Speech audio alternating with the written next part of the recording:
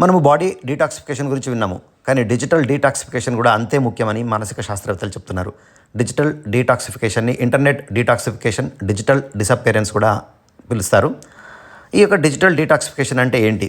మనము ఫ్రీక్వెంట్గా internet use చేయడము, అనేక విషయాల గురించి శోధించడము, క్లిక్ చేయడము, దీని ద్వారా మనం ఇంటర్నెట్ని యూజ్ చేసుకుంటున్నాము అని మనం అనుకుంటున్నాము, కానీ ఇంటర్నెట్టే మనల్ని యూజ్ చేసుకుంటుంది అని మానసిక శాస్త్రవేత్తలు చెప్తున్నారు. అండ్ టెక్నాలజీ ఎక్స్పర్ట్స్ కూడా చెప్తున్నారు.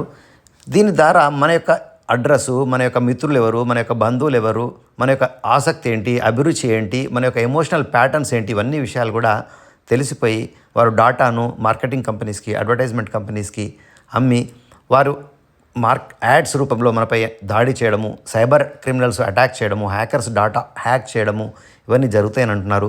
దీని ద్వారా మనకు మెంటల్ పీస్, డిజిటల్ పీస్ లేకుండా పోతుంది, స్ట్రెస్ పెరుగుతుంది, అనేక సమస్యలు, మానసిక సమస్యలు కూడా వచ్చే అవకాశం ఉంది అని అంటున్నారు. సైబర్ క్రైమ్స్ వల్ల మన డబ్బులు పోవడము ఇలాంటివి కూడా జరిగే అవకాశం ఉంది, నేరాలు కూడా జరిగే అవకాశం ఉంది అని అంటున్నారు. సో కాబట్టి ఎంత తక్కువగా మనం నెట్ వాడినప్పుడు కూడా కొన్ని జాగ్రత్తలు తీసుకొని మన గురించి ఎక్కువగా తెలియకుండా మనం చేయొచ్చు అని చెప్తున్నారు. అదే డిజిటల్ డీటాక్సిఫికేషన్ అని అంటున్నారు. మనకు అవసరం లేని యాప్స్, ఎక్కువగా ఉపయోగంలో లేని సోషల్ మీడియా అకౌంట్స్ను రిమూవ్ చేయాలని చెప్తున్నారు.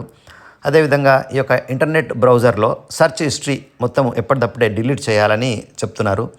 అండ్ సోషల్ మీడియా అకౌంట్స్లో కూడా ప్రైవసీ సెట్టింగ్స్ పెట్టుకున్నట్టయితే మన యొక్క పర్సనల్ డీటెయిల్స్ అందరికీ తెలిసే అవకాశం లేదు అని చెప్తున్నారు. అదేవిధంగా యాప్స్ను డౌన్లోడ్ చేసి ఇన్స్టాల్ చేస్తున్నప్పుడు పర్మిషన్స్ కూడా అన్నెసరిగా ఇవ్వద్దని చెప్తున్నారు. మన యొక్క కాంటాక్ట్స్, మన ఫొటోసు, మన లొకేషను, వీటికి పర్మిషన్ ఇవ్వద్దని చెప్తున్నారు. VPNని ఉపయోగించాలని చెప్తున్నారు. ఇన్కాగ్నిటో మోడ్లో ఇంటర్నెట్ బ్రౌజ్ చేయాలని చెప్తున్నారు. అదేవిధంగా డు నాట్ ట్రాక్ని మన బ్రౌజర్ సెట్టింగ్స్లో ఎనేబుల్ చేయాలని చెప్తున్నారు. కుకీస్, క్యాచ్ ఎప్పటికప్పుడు క్లియర్ చేయాలని చెప్తున్నారు. డాటా స్టోర్ని ఎరేజ్ చేయాలని చెప్తున్నారు. యాడ్ పర్సనలైజేషన్ టర్న్ ఆఫ్ చేయమని చెప్తున్నారు. 2 ఫ్యాక్టర్ అథెంటికేషన్ అన్ని అకౌంట్స్లో ఉండాలి అని చెప్తున్నారు. ఈ విధమైన టిప్స్ ఫాలో అయ్యి ఇంటర్నెట్ను తక్కువ యూజ్ చేసి మనము డిజిటల్ పీస్ని, మానసిక ప్రశాంతతని పొందాలి.